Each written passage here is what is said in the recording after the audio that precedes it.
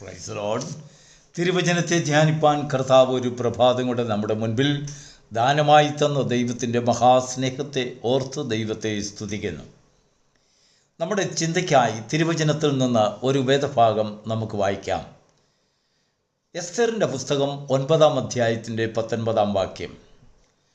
അതുകൊണ്ട് മതിലില്ലാത്ത പട്ടണങ്ങളിൽ പാർക്കുന്ന യഹൂദന്മാർ ആദാർ മാസത്തിലെ 14-ാം ദിവസം സന്തോഷത്തിൻ്റെയും വിരുന്നിൻ്റെയും ദിവസമായും പരസ്പരം സമ്മാനങ്ങൾ അയക്കുന്ന ദിവസമായും ആചരിക്കുന്നു. ദൈവത്തിന് മഹത്വമുണ്ടാകട്ടെ. ക്രിസ്തുവിന് 454 വർഷത്തിന് മുമ്പ് പേർഷ്യൻ രാജധാനിയിൽ നടന്നതായ ഒരു സംഭവത്തെ അടിസ്ഥാനമാക്കിയുള്ള ഒരു ചരിത്ര പുസ്തകമാണ് എസ്തേറിൻ്റെ പുസ്തകം. പരദേശികളായി പാർത്തിരുന്ന ആയിരക്കണക്കിന് യഹൂദന്മാരെ കൊന്നൊടുക്കുവാൻ ആ കൊട്ടാരത്തിൽ ഹാമാൻ എന്ന് പറയുന്നതായ ഒരു മന്ത്രി ആവിഷ്കരിച്ചതായ ഒരു പദ്ധതി പൊളിഞ്ഞതും ദൈവം തൻ്റെ ജനത്തിന് വിരോധമായി എഴുന്നേറ്റതായ അല്ലെങ്കിൽ നിരൂപിക്കപ്പെട്ട സൃഷ്ടിക്കപ്പെട്ട ഒരു അനർത്ഥത്തിൽ നിന്ന് വളരെ അത്ഭുതകരമായി ജനത്തെ വിടുവിക്കുന്ന ഒരു സംഭവമാണ് എസ്തേറിൻ്റെ പുസ്തകം. വായിച്ചു നോക്കുമ്പോൾ നമ്മുടെ ഹൃദയം അലിഞ്ഞു പോകും. ഇങ്ങനെ അത്ഭുതകരമായി പ്രവർത്തിക്കുന്ന ഒരു ദൈവത്തെ നമുക്കങ്ങ് കൂടുതൽ സ്നേഹിക്കാൻ തോന്നും. എസ്തേറിൻ്റെ പുസ്തകം വായിക്കുമ്പോൾ നമുക്കറിയാം, തീർച്ചയായിട്ടും ദൈവം എന്നൊരു വാക്കുപോലും അവിടെ ഉച്ചരിച്ചിട്ടില്ല. എന്നാൽ മറഞ്ഞിരുന്നും കൊണ്ട് തൻ്റെ ജനത്തിന് വേണ്ടി പ്രവർത്തിക്കുന്ന ഒരു മഹാദൈവത്തിൻ്റെ ശക്തിമത്തായ ഒരു പ്രവർത്തനത്തെ നമുക്കവിടെ കാണുവാൻ കഴിയും. ഇന്ന് നാം വായിച്ചതായ വേദഭാഗം വളരെ മാധുര്യമായ ഒരു വചനമാണ്. യഹൂദന്മാർ 10,000 ജനങ്ങൾ അവിടെ പരദേശികളായി അടിമകളായി അവിടെ പാർത്തിരുന്നു. എങ്കിലും അവരിൽ പലരും ധനികരും രാജാവിൻ്റെ കൊട്ടാരത്തോട് വളരെയധികം ചേർന്ന് ജീവിക്കുന്നവരും രാജ്യത്തിന് ഉപകാരികളും ഒക്കെ ആയിരുന്ന വലിയ വലിയ മനുഷ്യരുണ്ട്. അവർക്കൊക്കെ അവരുടെ പാർപ്പിടങ്ങളിൽ സ്വന്തമായ മതിലുകളുണ്ട്, കെട്ടിടങ്ങളുണ്ട്, സുരക്ഷിതമായ സ്ഥാനങ്ങളുണ്ട്. ഒരനർത്ഥം നേരിടുമ്പോൾ അതിനെ നേരിടുവാൻ ഏറെക്കുറെ വഴികളൊക്കെ അവരുടെ മുൻപിലുണ്ട്. എന്നാൽ ഈ അടിമകളായി കൊണ്ടുപോയ യഹൂദന്മാരിൽ ഒരു വിഭാഗം ജനങ്ങൾ, അവർ വലിയ ബുദ്ധിശക്തിയും സാമ്പത്തിക ബലവും ബിസിനസ് പ്രാവീണ്യതയും ഒന്നുമില്ലാതെ സാധുക്കളായ ജനങ്ങൾ. എപ്പോഴും സാധുക്കളായ ജനങ്ങൾ അനർത്ഥത്തെക്കുറിച്ച് കേൾക്കുമ്പോൾ കേവലം ഒരു വെള്ളപ്പൊക്കത്തെക്കുറിച്ച് തന്നെ കേട്ടാൽ സ്വന്തമായി അടിയുറച്ച ഒരു വീടില്ലാത്ത ജനങ്ങൾ വളരെയധികം ഭാരപ്പെടും. നമുക്കറിയാം, പഴയ കാലങ്ങളിലൊക്കെ വർഷകാലം മഴക്കാലം വരുമ്പോൾ അന്നത്തെ കാലത്ത് ഓടിട്ട ഭവനങ്ങൾ വളരെ കുറവാണ്, വാർത്ത കെട്ടിടങ്ങൾ നന്നേ കുറവാണ്. സാധാരണക്കാരായിട്ടുള്ള ജനങ്ങളെല്ലാം ഓലമേഞ്ഞ ഭവനങ്ങളിലാണ് നമ്മുടെ നാടുകളിലൊക്കെ പാർത്തുകൊണ്ടിരുന്നത്. എന്നാൽ ഈ മഴക്കോളും കാറ്റുമൊക്കെ കാണുമ്പോൾ, ഈ മഴയും കോളും ആർത്തിരമ്പി വരുന്ന സമയങ്ങളിൽ ചോർന്നൊലിക്കുന്ന ഭവനത്തിൻ്റെ ഉടമകളും അടിയുറപ്പില്ലാത്തതായ ഭവനങ്ങളിൽ പാർക്കുന്നവരും സാധാരണക്കാരും കൂലിവേലക്കാരും ദരിദ്രരും ആർക്കും വേണ്ടാത്തവരും രോഗികളും ബലഹീനരുമായ അവർ പാർക്കുന്ന ഭവനങ്ങളിലൊക്കെ ഒരു നിലവിളി, ഒരു കണ്ണുനീര്. ഈ മഴക്കാലത്തെ എങ്ങനെ അതിജീവിക്കും?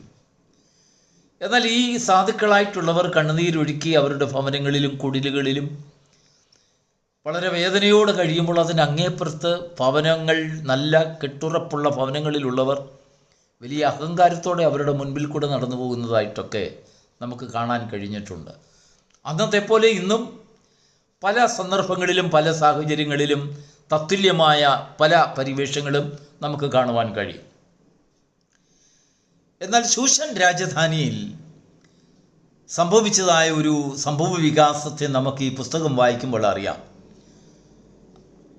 പേർഷ്യൻ രാജധാനിയിൽ ഉള്ളതായ അല്ലെങ്കിൽ ചുറ്റുപാടുകളിൽ 127 സംസ്ഥാനങ്ങളിൽ ചിതറിപ്പാർക്കുന്ന യഹൂദന്മാരെ ഒന്നടങ്കം മുടിച്ചു കളയുവാനുള്ളതായ ഒരു ഉത്തരവ് അഹശ്വേരോശ് രാജാവ് പുറപ്പെടുവിച്ചിരിക്കുകയാണ്. അതിൻ്റെ പിന്നിൽ പ്രവർത്തിച്ചത് നമുക്കറിയാം, ഹാമാൻ എന്ന് പറയുന്ന വ്യക്തി. എങ്കിലും മനുഷ്യരുടെ നിരൂപണങ്ങളും ആലോചനകളും തിരിച്ചറിഞ്ഞ് ദൈവജനത്തിനു വേണ്ടി പോരാടി ശക്തിമത്തായ പ്രവർത്തനം നടത്തുന്ന ഒരു സർവശക്തനായ ദൈവം അവിടെ മറഞ്ഞിരിക്കുന്നുണ്ട്. തൻ്റെ ജനങ്ങളിന്മേൽ അവരുടെ സുരക്ഷയ്ക്ക് വേണ്ടി, അവരുടെ പരിപാലനത്തിനായി സ്വർഗത്തിൽ ഒരു വലിയ സൂക്ഷിപ്പ് വലയമുണ്ടെന്നുള്ള കാര്യം അന്നാട്ടിലെ ഹാമാനും മറ്റ് പ്രഭുക്കന്മാരും തിരിച്ചറിഞ്ഞില്ല. ഉത്തരവ് പുറപ്പെട്ടതിൻ്റെ ചില ദിവസങ്ങൾക്കുള്ളിൽ സംഭവിച്ച കാര്യമൊക്കെ ഇപ്പോൾ വിശദീകരിക്കുന്നില്ലെങ്കിലും ആ അനർത്ഥത്തിൽ നിന്ന് തൻ്റെ ജനത്തെ ദൈവം വിടുവിച്ചപ്പോൾ എഴുത്തുകാരനായ മൊർദെഖായി സ്പെസിഫിക്കായി രേഖപ്പെടുത്തിയിരിക്കുന്ന ഒരു ഭാഗം, ആ നാട്ടിൽ ധനികരായ യഹൂദന്മാരുണ്ടായിരുന്നുവെങ്കിലും ദേശത്ത് മതിലില്ലാതെ പാർത്തിരുന്നതായ നാട്ടിൻപുറങ്ങളിൽ ചെതറിപ്പാർത്ത സാധാരണക്കാരായ സാധുക്കളായ യഹൂദന്മാരെക്കുറിച്ച് മൊർദെഖായി വളരെയധികം ചിന്താകുലനായിരുന്നു. കാരണം ആരംഭത്തിൽ ആക്രമണം നേരിടേണ്ടി വരുന്നത് ഈ സാധുക്കളായ യഹൂദന്മാരായിരിക്കും. എല്ലായിടങ്ങളിലും ഒരനർത്ഥം നേരിടുമ്പോൾ അതിൻ്റെ പ്രത്യാഘാതങ്ങൾ ആദ്യം ഏറ്റുവാങ്ങുന്നത് സാധുക്കളാണ്. ഭവനമില്ലാത്തവരാണ്, ഭക്ഷണമില്ലാത്തവരാണ്, വസ്ത്രമില്ലാത്തവരാണ്, ജോലിയില്ലാത്തവരാണ്, സമ്പത്തില്ലാത്തവരാണ്, രോഗികളാണ്, ബലഹീനരാണ്, ആർക്കും വേണ്ടാത്തവരാണ്. എന്നാൽ മൊർദെഖായിയുടെ കണ്ണുകൾ ഒരു കാര്യം വളരെ വ്യക്തമായി ദർശിക്കുകയുണ്ടായി.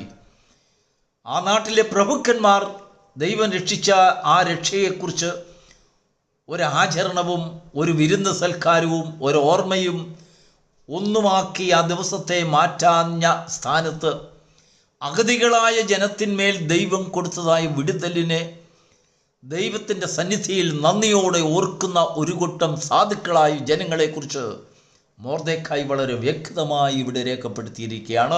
മതിലില്ലാത്ത പട്ടണങ്ങളിൽ പാർത്തിരുന്ന നാട്ടിൻപുറങ്ങളിലെ സാധാരണക്കാരായ യഹൂദന്മാർ. പ്രിയപ്പെട്ട ദൈവത്തിൻ്റെ മക്കളെ, മനുഷ്യരുടെ ദൃഷ്ടിയിൽ നമുക്ക് മതിൽ കാണില്ല. പക്ഷെങ്കിൽ എൻ്റെ ജനത്തിന് ചുറ്റും ഞാനൊരു അഗ്നി മതിലായിരിക്കും എന്ന് സർവശക്തനായ ദൈവം അരുളി ചെയ്തപ്പോൾ അതിൻ്റെ ശക്തിമത്തായ ഊർജത്തെ ഏറ്റെടുത്തതായ ഒരു കൂട്ടം ജനങ്ങൾ സ്വന്തം ഭവനത്തിന് പോലും മതിൽ കെട്ടാൻ നിവൃത്തിയില്ലാത്ത സാധുക്കളാണ്.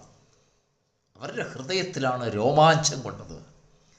ദൈവത്തിൻ്റെ വാഗ്ദത്തത്തെ ഏറ്റവും കൂടുതൽ ശക്തിയോടെ ഭവനത്തിൽ അവരെ സ്വാഗതം ചെയ്തു കൊണ്ടുവരുന്നതായ ഒരു കൂട്ടം സാധുക്കളായ ജനങ്ങളെ ദൈവം ഓർക്കുന്നു, ഭക്തന്മാർ ഓർക്കുന്നു. ദൈവത്തിന് മഹത്വം. നമ്മുടെ ബുദ്ധിയും ജ്ഞാനവും മഹത്വവും പണവും സമ്പത്തും നമ്മുടെ പിടിപാടും കൊണ്ടൊക്കെ ഒരുപാട് മതിലുകളെ നമുക്ക് പണിയാൻ കഴിയും. നമ്മുടെ ഭവനത്തിന് വേണ്ടി ഒരുപാട് സുരക്ഷിത മാർഗങ്ങളെ നമുക്ക് കൈക്കൊള്ളാൻ കഴിയും. പക്ഷെങ്കിൽ ദൈവത്തിൻ്റെ ദൃഷ്ടിയിൽ അതെല്ലാം ഒരു കാര്യവുമില്ലാത്ത കാര്യമാണ്. കാരണം ദൈവം തീർക്കുന്ന മതിലിൻ്റെ മുൻപിൽ ഒന്നുമല്ല എന്ന് ഇവിടെ വളരെ വ്യക്തമായി രേഖപ്പെടുത്തിയിരിക്കുന്നു. ധനികരെക്കുറിച്ചും വലിയ വലിയ മനുഷ്യരെക്കുറിച്ചും പ്രഭുക്കന്മാരെക്കുറിച്ചും ആ ശൂശൻ ദേശത്ത് 127 സംസ്ഥാനങ്ങളിൽ ചെതറിപ്പാർത്തുന്ന യഹൂദന്മാരിൽ ബിസിനസ്സുകാരും ധനാഢ്യരും പ്രമുഖരുമായിട്ടുള്ള അനേകരെക്കുറിച്ച് ഒരുപാട് കാര്യങ്ങൾ ഒരുപക്ഷെങ്കിലും മൊർദെഖായിക്ക് എഴുതുവാൻ സാധിക്കുമായിരുന്നെങ്കിലും അതല്ല താൻ ഉദ്ദേശിച്ചത്. ദൈവത്തിൻ്റെ പ്രവൃത്തി അവരിൽ മേലല്ല നിഴലിട്ടത്, ഒരു കൂട്ടം സാധുക്കളായ ജനത്തെ. ലോകത്തിൽ ദരിദ്രരെ ദൈവം വിശ്വാസത്തിൽ സമ്പന്നരാക്കുന്നു. Praise the Lord. യാക്കോബ് ആ വചനത്തിൻ്റെ ആഴത്തെ വളരെ വ്യക്തമായി തിരിച്ചറിഞ്ഞു. മറ്റ് അപ്പോസ്തലന്മാരിൽ നിന്ന് വ്യത്യസ്തമായ ഒരു വാക്ക്, ലോകത്തിൽ ദരിദ്രരായിട്ടുള്ളവരെ യാക്കോബ് കണ്ടു. അവരിൽ ദൈവത്തിൻ്റെ പ്രവൃത്തി വെളിപ്പെടുന്നത് കണ്ടു. അവരെ വിശ്വാസത്തിൽ സമ്പന്നരാക്കുന്നത് കണ്ടു.